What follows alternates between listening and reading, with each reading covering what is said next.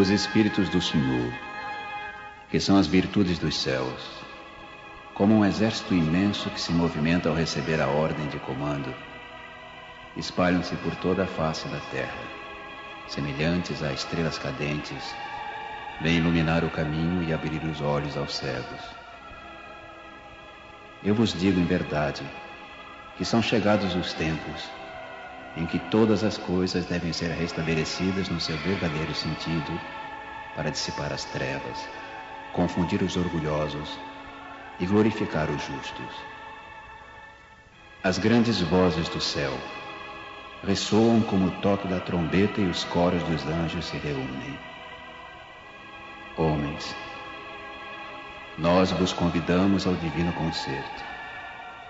Que vossas mãos tomem a lira, que vossas vozes se unam e num hino sagrado se estendam e vibrem de um extremo do universo ao outro. Homens, irmãos amados, estamos juntos de vós. Amai-vos também uns aos outros e dizei, do fundo de vosso coração, fazendo a vontade do Pai que está no céu: Senhor, Senhor, e podereis entrar no reino dos céus.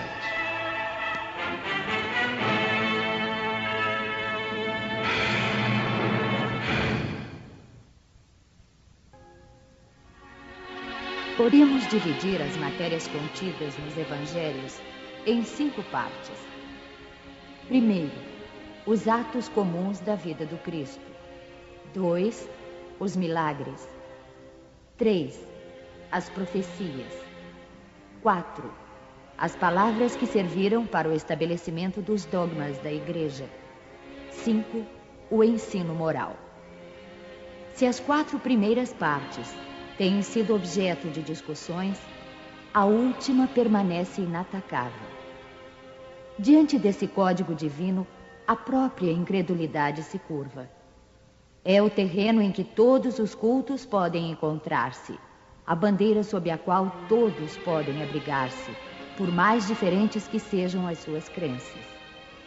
Porque nunca foi objeto de disputas religiosas, sempre e por toda parte provocadas pelos dogmas. Se o discutissem, as seitas teriam nele encontrado a sua própria condenação, porque a maioria delas se apegaram mais à parte mística do que à parte moral, que exige a reforma de cada um.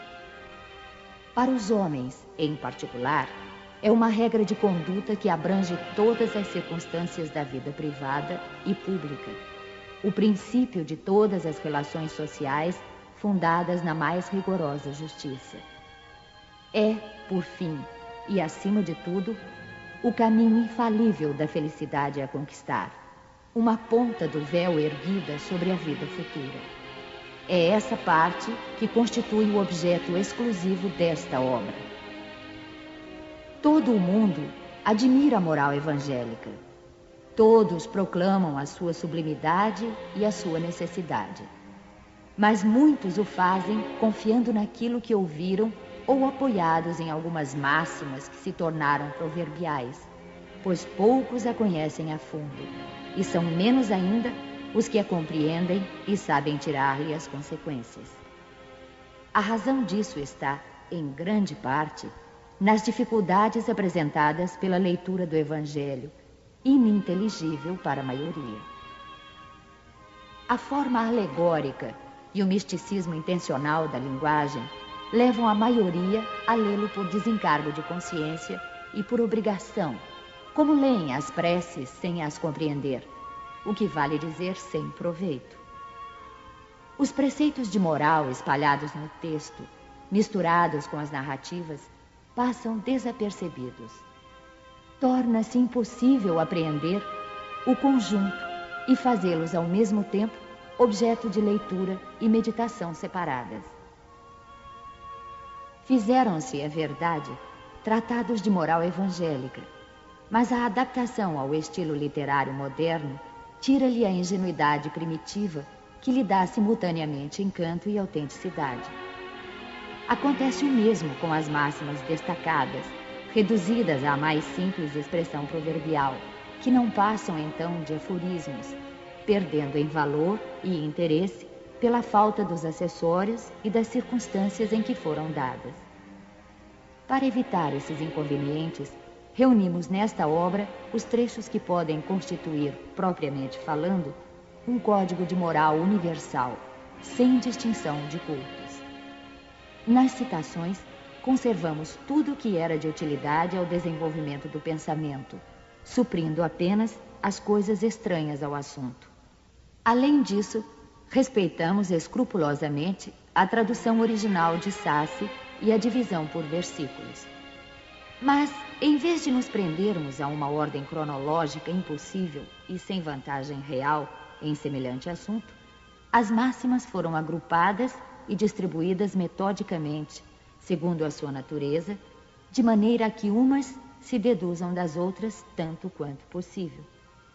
A indicação dos números de ordem dos capítulos e dos versículos permite recorrer à classificação comum, caso se julgue conveniente. Este seria um trabalho material, que por si só teria apenas utilidade secundária. O essencial era pô-lo ao alcance de todos pela explicação das passagens obscuras e o desenvolvimento de todas as suas consequências, com vistas à aplicação às diferentes situações da vida. Foi o que procuramos fazer, com a ajuda dos bons espíritos que nos assistem. Muitas passagens do Evangelho, da Bíblia e dos autores sagrados em geral são ininteligíveis e muitas delas parecem absurdas por falta de uma chave que nos dê o seu verdadeiro sentido. Essa chave se encontra no Espiritismo, como já compreenderam os que estudaram seriamente a doutrina, e como ainda melhor se reconhecerá mais tarde. O Espiritismo aparece em toda parte, na antiguidade e em todas as épocas da humanidade.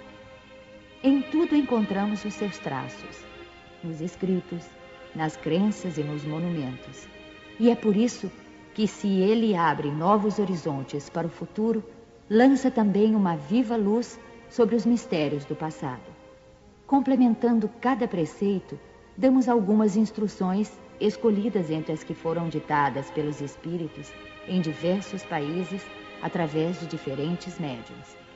Se essas instruções tivessem surgido de uma fonte única, poderiam ter sofrido influência pessoal ou do meio, enquanto a diversidade de origens prova que os espíritos dão os seus ensinamentos por toda parte e que não há ninguém privilegiado a esse respeito. Esta obra é para uso de todos. Cada qual pode nela encontrar os meios de conformar sua conduta à moral do Cristo. Os espíritas encontrarão, além disso, as aplicações que lhes concernem mais especialmente. Graças às comunicações estabelecidas de agora em diante de maneira permanente entre os homens e o mundo invisível, a lei evangélica, ensinada a todas as nações pelos próprios espíritos, não será mais letra morta, porque cada qual a compreenderá e será incessantemente solicitado a pô-la em prática pelos conselhos de seus guias espirituais. As instruções dos espíritos são verdadeiramente as vozes do céu que vêm esclarecer os homens e convidá-los à prática do Evangelho.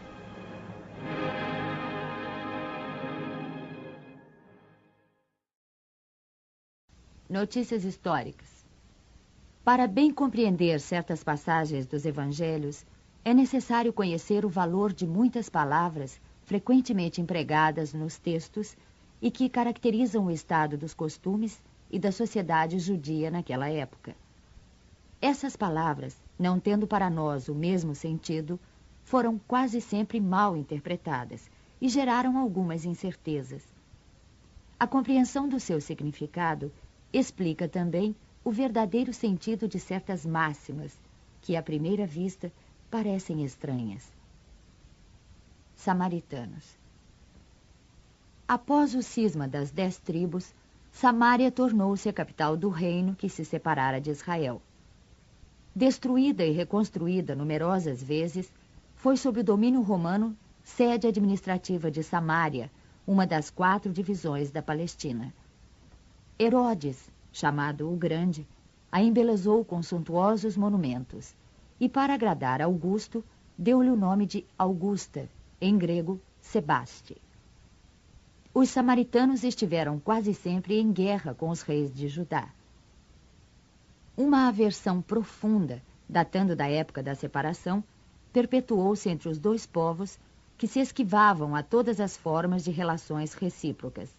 Os samaritanos, para tornarem a cisão mais profunda e não terem de ir a Jerusalém para a celebração das festas religiosas, construíram um templo próprio e adotaram certas reformas. Admitiam somente o Pentateuco, que contém a lei de Moisés, e rejeitavam todos os livros que lhe haviam sido posteriormente anexados.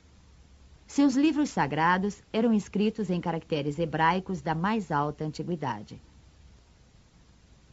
Para os judeus ortodoxos, eles eram heréticos e por isso mesmo desprezados, anatematizados e perseguidos. O antagonismo das duas nações tinha, portanto, como único princípio a divergência de opiniões religiosas, embora as suas crenças tivessem a mesma origem. Eram os protestantes da época. Ainda hoje se encontram samaritanos em algumas regiões do Oriente, particularmente em Naplusa e Jafa. Observam a lei de Moisés com mais rigor do que os outros judeus e só se casam entre eles. Nazarenos, nome dado na antiga lei aos judeus que faziam votos por toda a vida ou por algum tempo de conservar-se em pureza perfeita. Adotavam a castidade, a abstinência de bebidas alcoólicas e não cortavam os cabelos. Sansão, Samuel e João Batista eram nazarenos. Mais tarde, os judeus deram esse nome aos primeiros cristãos, por alusão a Jesus de Nazaré.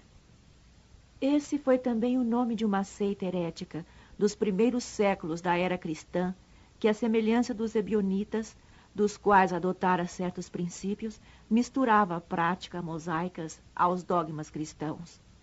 Essa seita desapareceu no século IV. Publicanos.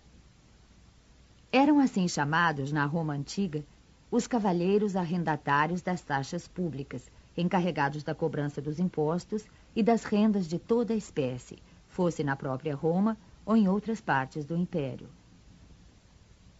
Assemelhavam-se aos arrendatários gerais e aos contratantes do antigo regime na França e aos que ainda existem em algumas regiões. Os riscos a que estavam sujeitos faziam que se fechassem os olhos para o seu enriquecimento, que para muitos eram produtos de cobrança e de lucros escandalosos.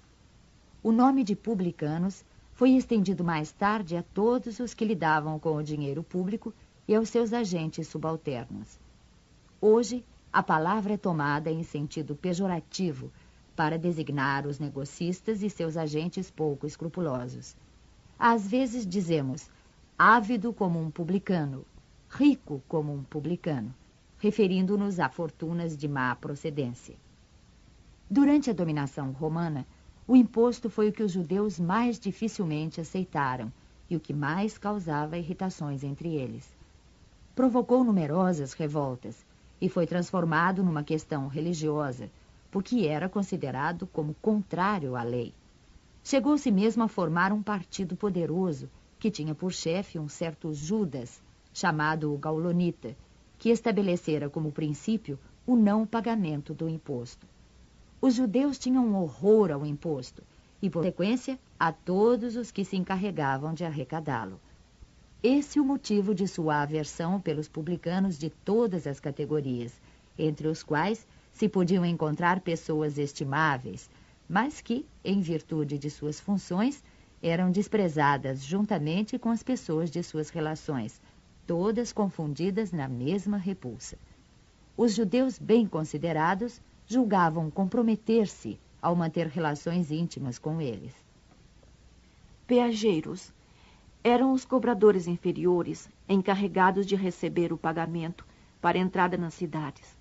Suas funções correspondiam mais ou menos a dos funcionários aduaneiros e dos cobradores de taxas sobre mercadorias. Sofriam também a reprovação aplicada aos publicanos em geral. É por essa razão que encontramos frequentemente no Evangelho o nome de publicano ligado à designação de gente de má vida. Essa qualificação não se referia aos dissolutos e aos vagabundos. Era uma expressão de menosprezo, sinônimo de gente de má companhia, indigna de relações com gente de bem. Fariseus. A tradição constituía parte importante da teologia judaica. Consistia na reunião das interpretações sucessivas dadas aos trechos das Escrituras que se haviam transformado em artigos de dogma. Isso era, entre os doutores, motivo de discussões intermináveis, na maioria das vezes, sobre simples questões de palavras ou de formas, à semelhança das disputas teológicas e das sutilezas da escolástica medieval. Daí surgiram diferentes seitas que pretendiam, cada qual, o monopólio da verdade, e, como acontece quase sempre, detestando-se cordialmente entre si. A mais influente era a dos fariseus, que tinha Hilel como chefe, doutor judeu nascido na Babilônia, fundador de uma célebre escola onde se ensinava que a fé só era dada pelas Escrituras. Sua origem remonta aos anos 180 ou 200 a.C. Os fariseus foram perseguidos em diversas épocas, notadamente sob o domínio de Hircano, sumo pontífice e rei dos judeus, e sob o domínio de Aristóbulo e Alexandre, reis da Síria. Não obstante, como este último lhes restituiu as honras e os bens, eles recuperaram o poder, conservando-o até a ruína de Jerusalém, no ano 70 da era cristã, quando então o seu nome desapareceu em consequência da dispersão dos judeus. Os fariseus desempenhavam papel ativo nas controvérsias religiosas. Observadores servis das práticas exteriores do culto e das cerimônias, tomados de ardoroso proselitismo, inimigos das inovações, afetavam grande severidade de princípios. Mas, sob as aparências de uma devoção meticulosa, escondiam costumes dissolutos, muito orgulho e, sobretudo, excessivo desejo de dominação. A religião, para eles, era mais um meio de subir do que objeto de fé sincera. Tinham apenas exterioridades e ostentação de virtudes, mas com isso exerciam grande influência sobre o povo, passando para este como santos personagens. Eis porque eram muito poderosos em Jerusalém. Criam, ou pelo menos professavam crer na providência, na imortalidade da alma, na eternidade das penas e na ressurreição dos mortos. Jesus, que acima de tudo prezava a simplicidade e as qualidades de coração, que preferia da lei o espírito que vivifica à letra que mata, entregou-se durante toda a sua missão a desmascarar essa hipocrisia e, em consequência, os transformou em seus inimigos encarniçados. Foi por isso que eles se ligaram com os príncipes dos sacerdotes para revoltar o povo contra ele e levá-lo ao sacrifício. Escribas, nome dado a princípio aos secretários dos reis de Judá e a certos intendentes dos exércitos judeus. Mais tarde, essa designação foi aplicada especialmente aos doutores que ensinavam a lei de Moisés e a interpretavam para o povo. Faziam causa comum com os fariseus, participando dos seus princípios e de sua aversão aos inovadores. Por isso, Jesus os envolve na mesma reprovação. Sinagoga. Só um templo existia na Judéia, o de Salomão, sito em Jerusalém, onde se celebravam as grandes cerimônias do culto. Todos os anos, os judeus se dirigiam a ele em peregrinação para as festas principais, como a da Páscoa, da Dedicação e a dos Tabernáculos. Foi nessas ocasiões que Jesus fez numerosas viagens a Jerusalém. As demais cidades não tinham templos, mas sinagogas, edifícios em que os judeus se reuniam aos sábados para fazerem suas preces públicas sob a direção dos anciãos, dos escribas e dos doutores da lei. Ali se faziam também leituras dos livros sagrados, seguidas de comentários e explicações. cada um podia participar, e foi por isso que Jesus, sem ser sacerdote, ensinava nas sinagogas aos sábados. Depois da ruína de Jerusalém e da dispersão dos judeus, as sinagogas, nas cidades em que eles passaram a residir, servem-lhes de templo para a celebração do culto. Saduceus, seita judaica que se formou por volta do ano 248 a.C., assim chamada em virtude do nome de seu fundador, Sadoc. Os saduceus não acreditavam na imortalidade da alma, nem na ressurreição ou na existência dos anjos bons e maus. Apesar disso, acreditavam em Deus, e embora nada esperassem após a morte, serviam-no com interesse de recompensas temporais, ao que, segundo acreditavam, se limitava a sua providência. A satisfação dos sentidos era para eles o fim principal da vida. Quanto às Escrituras, apegavam-se ao texto da antiga lei, não admitindo nem a tradição, nem qualquer outra interpretação. Colocavam as boas obras e a execução pura e simples da lei acima das práticas exteriores do culto. Eram, como se vê, os materialistas, os deístas e os sensualistas da época. Essa seita era pouco numerosa, mas contava com personagens importantes e tornou-se um partido político sempre oposto aos fariseus. Essênios, seita judaica fundada cerca do ano 150 a.C., no tempo dos Macabeus. Seus membros moravam em edifícios semelhantes a mosteiros e formavam uma espécie de associação moral e religiosa. Distinguiam-se pelos costumes suaves e as virtudes austeras, ensinando o amor a Deus e ao próximo, a imortalidade da alma e crendo na ressurreição. Eram celibatários, condenavam a escravidão e a guerra, tinham seus bens em comum e se entregavam à agricultura. Opostos aos saduceus sensuais, que negavam a imortalidade, e aos fariseus enrijecidos por suas práticas exteriores, para os quais a virtude nada mais era do que a aparência, não tinham nenhuma participação nas disputas dessas duas seitas. Aproximavam-se por seu gênero de vida dos primeiros cristãos, e os princípios de moral que professavam levaram algumas pessoas a supor que Jesus fizera parte dessa seita antes do início de sua missão pública. O certo é que ele devia conhecê-la, mas nada prova que fosse filiado a ela, e tudo quanto se tem escrito a respeito é hipotético. Terapeutas, do grego, servir, curar, quer dizer, servidores de Deus ou curadores. Sectários judeus contemporâneos do Cristo, estabelecidos principalmente na Alexandria, no Egito.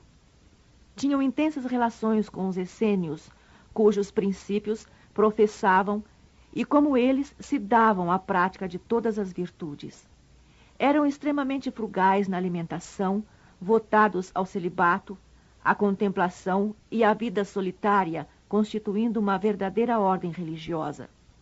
Filon, filósofo judeu de Alexandria, platônico, foi o primeiro a se referir aos terapeutas, apresentando-os como uma seita judaica. Eusébio, São Jerônimo e outros pais da igreja pensavam que eles eram cristãos.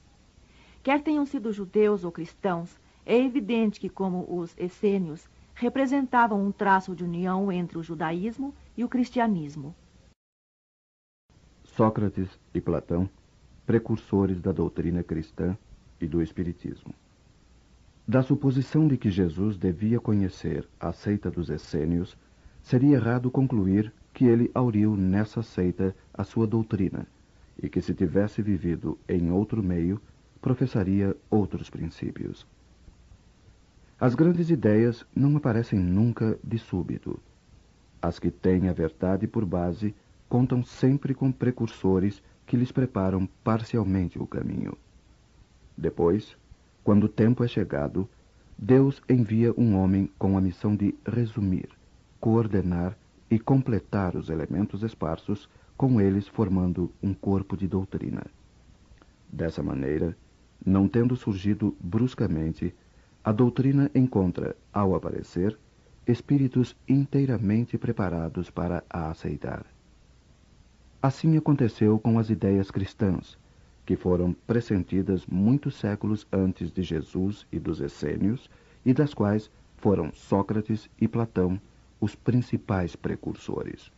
Sócrates, como o Cristo, nada escreveu, ou pelo menos nada deixou escrito. Como ele, morreu a morte dos criminosos, vítima do fanatismo por haver atacado as crenças tradicionais e colocado a verdadeira virtude acima da hipocrisia e da ilusão dos formalismos, ou seja, por haver combatido os preconceitos religiosos. Assim como Jesus foi acusado pelos fariseus de corromper o povo com os seus ensinos, ele também foi acusado pelos fariseus do seu tempo, pois que os tem havido em todas as épocas, de corromper a juventude ao proclamar o dogma da unicidade de Deus, da imortalidade da alma e da existência da vida futura. Da mesma maneira, porque hoje só conhecemos a doutrina de Jesus pelos escritos dos seus discípulos, também só conhecemos a de Sócrates pelos escritos de seu discípulo Platão.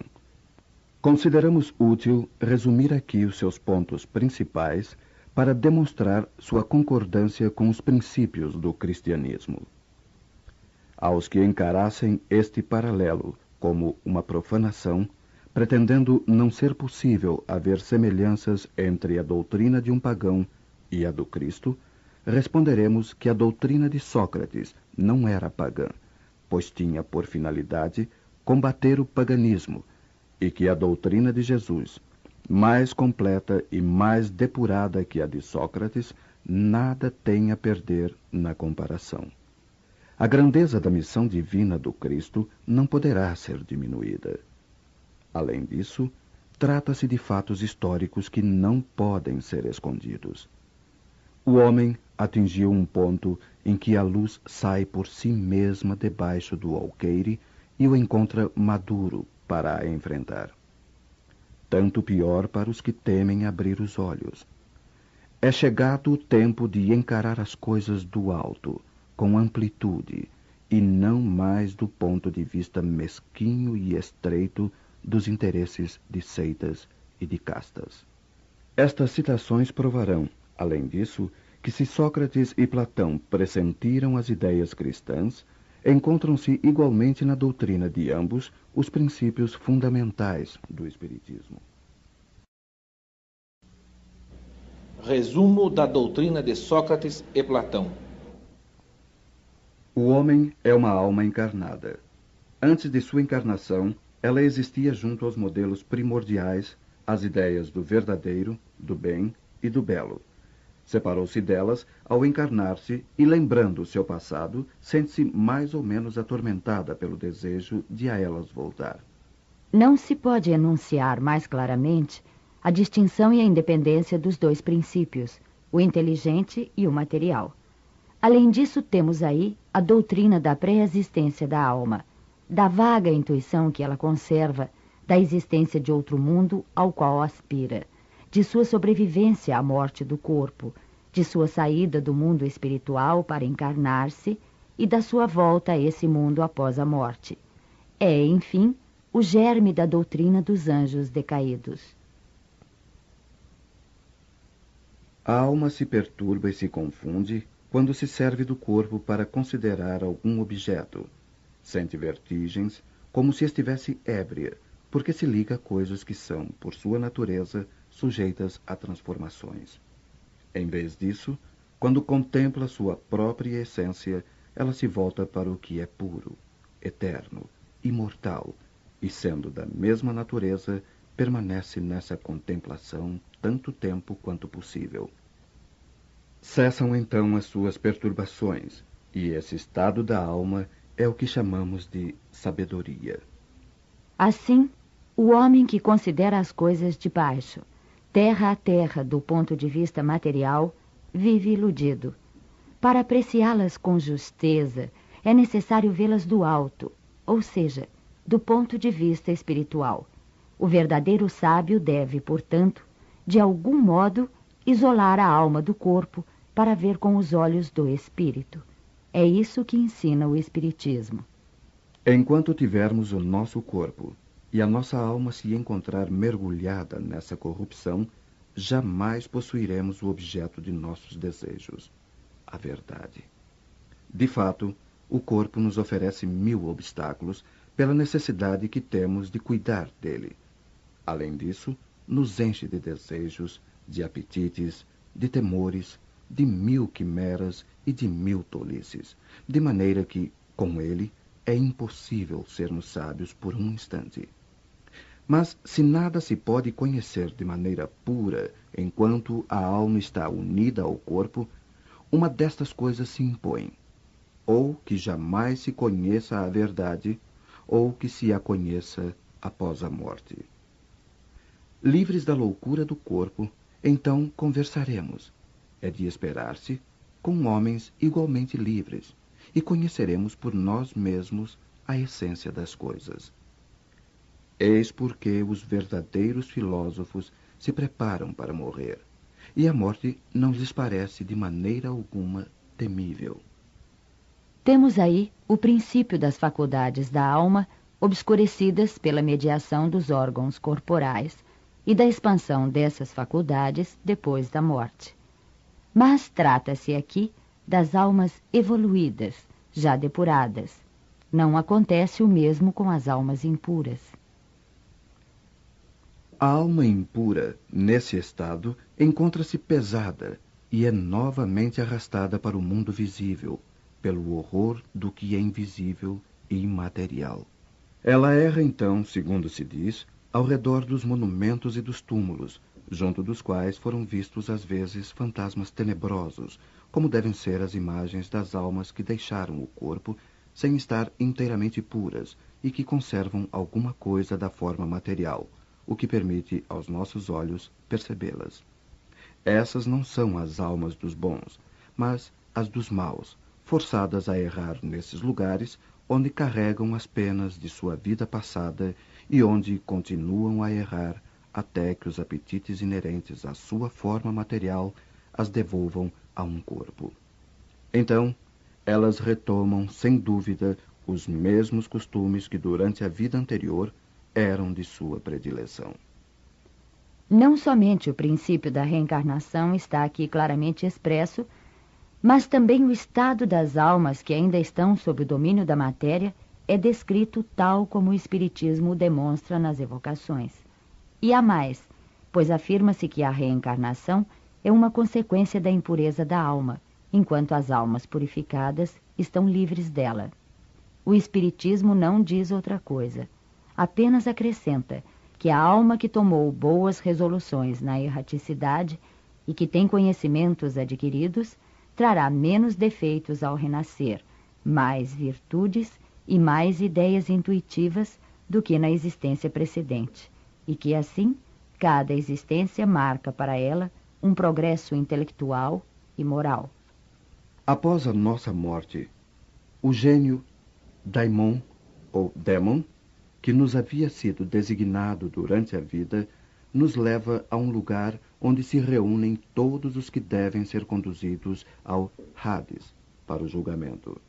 As almas, depois de permanecerem no Hades o tempo necessário, são reconduzidas a esta vida por numerosos e longos períodos. Esta é a doutrina dos anjos guardiães ou espíritos protetores e das reencarnações sucessivas, após intervalos mais ou menos longos de erraticidade. Os demônios preenchem o espaço que separa o céu da terra. São o laço que liga o grande todo consigo mesmo. A divindade não entra jamais em comunicação direta com os homens, mas é por meio dos demônios que os deuses se relacionam e conversam com eles, seja durante o estado de vigília, seja durante o sono. A palavra démon, da qual se originou demônio, não era tomada no mau sentido pela antiguidade, como entre os modernos. Não se aplicava essa palavra exclusivamente aos seres malfazejos, mas aos espíritos em geral, entre os quais se distinguiam os espíritos superiores, chamados deuses, e os espíritos menos elevados, ou demônios propriamente ditos, que se comunicavam diretamente com os homens. O Espiritismo ensina também que os espíritos povoam o espaço, que Deus não se comunica com os homens, senão por intermédio dos espíritos puros, encarregados de nos transmitir a sua vontade, que os espíritos se comunicam conosco durante o estado de vigília e durante o sono. Substituí a palavra demônio pela palavra espírito e tereis a doutrina espírita. Ponde a palavra anjo e tereis a doutrina cristã. A preocupação constante do filósofo, tal como compreendem Sócrates e Platão, é a de ter o maior cuidado com a alma, menos em vista desta vida, que é apenas um instante, do que em vista da eternidade. Se a alma é imortal, não é sábio viver com vistas à eternidade? O cristianismo e o espiritismo ensinam a mesma coisa. Se a alma é imaterial, ela deve passar, após esta vida, para um mundo igualmente invisível e imaterial, da mesma maneira que o corpo, ao decompor-se, retorna à matéria. Importa somente distinguir bem a alma pura, verdadeiramente imaterial, que se nutre, como Deus, de ciência e de pensamento, da alma mais ou menos manchada de impurezas materiais, que a impedem de elevar-se ao divino, retendo-a nos lugares de sua passagem pela terra. Sócrates e Platão, como se vê, compreendiam perfeitamente os diferentes graus de desmaterialização da alma. Eles insistem sobre as diferenças de situação que resultam, para ela, de sua maior ou menor pureza. Isso que eles diziam por intuição, o Espiritismo o prova pelos numerosos exemplos que nos põe diante dos olhos. Se a morte fosse a dissolução total do homem, isso seria de grande vantagem para os maus, que após a morte estariam livres, ao mesmo tempo, de seus corpos, de suas almas e de seus vícios. Aquele que adornou sua alma, não com enfeites estranhos, mas com os que lhe são próprios, ele somente poderá esperar com tranquilidade a hora de sua partida para o outro mundo. Em outros termos, quer dizer que o materialismo, que proclama o nada após a morte, seria a negação de toda responsabilidade moral ulterior e, por conseguinte, um estímulo ao mal, que o malvado tem tudo a ganhar com o nada, que o homem que se livrou dos seus vícios e se enriqueceu de virtudes é o único que pode esperar tranquilamente o despertar na outra vida. O Espiritismo nos mostra, pelos exemplos que diariamente nos põe ante os olhos, quanto é penosa para o malvado a passagem de uma para a outra vida, a entrada na vida futura. O corpo conserva os vestígios bem marcados dos cuidados que se teve com ele ou dos acidentes que sofreu. Acontece o mesmo com a alma. Quando ela se despoja do corpo, conserva os traços evidentes de seu caráter, de seus sentimentos e as marcas que cada um dos seus atos lhe deixou. Assim, a maior desgraça que pode acontecer a um homem é a de ir para o outro mundo com uma alma carregada de culpas. Tu vês, Cállicles, que nem tu, nem Polos, nem Górgias poderíeis provar que se deve seguir outra vida que nos seja mais útil quando formos para lá.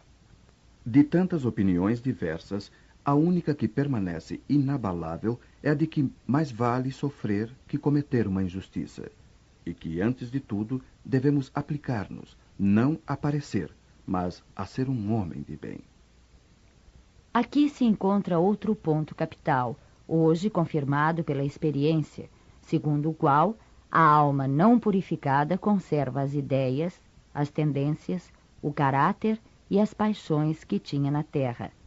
Esta máxima, mais vale sofrer do que cometer uma injustiça, não é inteiramente cristã? É o mesmo pensamento que Jesus exprime por esta figura. Se alguém te bater numa face, oferece-lhe a outra. De duas uma, ou a morte é a destruição absoluta, ou é a passagem de uma alma para outro lugar. Se tudo deve extinguir-se, a morte é como uma dessas noites que passamos sem sonhar e sem nenhuma consciência de nós mesmos.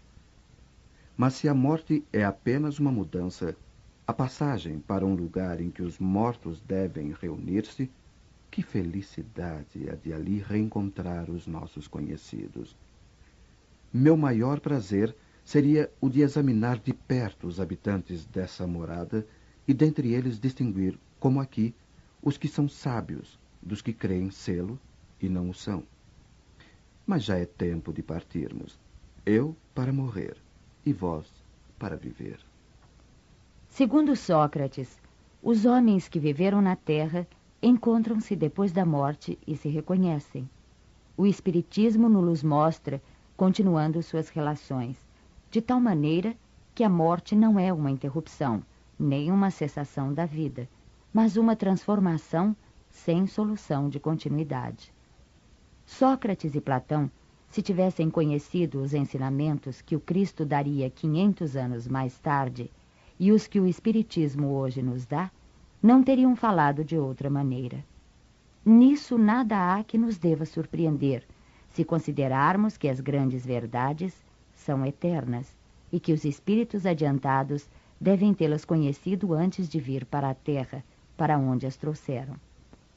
Se considerarmos ainda que Sócrates, Platão e os grandes filósofos do seu tempo podiam estar, mais tarde, entre aqueles que secundaram o Cristo na sua divina missão, sendo escolhidos precisamente porque estavam mais aptos do que outros a compreender os seus sublimes ensinos, e que eles podem, por fim, participar hoje da grande pleiade de espíritos encarregados de vir ensinar aos homens as mesmas verdades. Não se deve nunca retribuir a injustiça com a injustiça, nem fazer mal a ninguém, qualquer que seja o mal que nos tenham feito. Poucas pessoas, entretanto, admitem esse princípio, e as que não concordam com ele só podem desprezar-se umas às outras. Não é este o princípio da caridade, que nos ensina a não retribuir o mal com o mal e a perdoar aos inimigos? É pelos frutos que se conhece a árvore. É necessário qualificar cada ação segundo o que ela produz. Chamá-la má quando a sua consequência é má, e boa quando produz o bem. Esta máxima, é pelos frutos que se reconhece a árvore, encontra-se textualmente repetida muitas vezes no Evangelho. A riqueza é um grande perigo. Todo homem que ama a riqueza não ama nem a ele, nem ao que possui, mas a uma coisa que é ainda mais estranha do que aquilo que ele possui. As mais belas preces e os mais belos sacrifícios agradam menos à divindade do que uma alma virtuosa que se esforça por assemelhar-se a ela. Seria grave que os deuses se interessassem mais pelas nossas oferendas do que pelas nossas almas. Dessa maneira, os maiores culpados poderiam conquistar os seus favores. Mas não, pois só são verdadeiramente sábios e justos os que por suas palavras e seus atos resgatam o que devem aos deuses e aos homens. Chamo de homem vicioso ao amante vulgar que ama mais ao corpo que à alma. O amor está por toda a natureza e incita-nos a exercer a nossa inteligência. Encontramo-lo até mesmo no movimento dos astros. É o amor que adorna a natureza com suas ricas alfombras. Ele se enfeita e fixa a sua morada onde encontra flores e perfumes. É ainda o amor que traz a paz aos homens, a calmaria ao mar, o silêncio aos ventos e o sossego à dor. O amor, que deve unir os homens por um sentimento de fraternidade, é uma consequência dessa teoria de Platão sobre o amor universal como lei da natureza. Sócrates, tendo dito que o amor não é um deus nem um mortal, mas um grande demônio, ou seja, um grande espírito que preside ao amor universal, esta afirmação lhe foi sobretudo imputada como crime. A virtude não pode ser ensinada. Ela vem por um dom de Deus aos que a possuem. É quase a doutrina cristã sobre a graça. Mas se a virtude é um dom de Deus, então é um favor, e pode perguntar-se por que não é concedida a todos. De outro lado, se ela é um dom, não há mérito de parte daquele que a possui. O Espiritismo é mais explícito. Ele ensina que aquele que a possui a adquiriu pelos seus esforços nas vidas sucessivas, ao livrar-se pouco a pouco das suas imperfeições. A graça é a força que Deus concede a todo homem de boa vontade para se livrar do mal e fazer o bem. Há uma disposição natural em cada um de nós para nos apercebermos bem menos dos nossos defeitos do que dos defeitos alheios. O Evangelho diz: vês a aresta no olho do teu irmão e não vês a trave no teu? Se os médicos fracassam na maior parte das doenças, é porque tratam do corpo sem a alma, e porque, se o todo não se encontra em bom estado, é impossível que a parte esteja bem. O Espiritismo oferece a chave das relações entre a alma e o corpo e prova que existe incessante reação de um sobre o outro. Ele abre, assim, novo caminho à ciência, mostrando-lhe a verdadeira causa de certas afecções, dá-lhe os meios de combatê-las. Quando ela levar em conta a ação do elemento espiritual na economia orgânica, fracassará menos. Todos os homens, desde a infância, fazem mais mal do que bem. Estas palavras de Sócrates tocam à grave questão da predominância do mal na Terra, questão insolúvel sem o conhecimento da pluralidade dos mundos e do destino da Terra, onde se encontra apenas uma pequena fração da humanidade. Só o Espiritismo lhe dá solução, que é desenvolvida logo adiante nos capítulos 2, 3 e 5. A sabedoria está em não pensares que sabes aquilo que não sabes.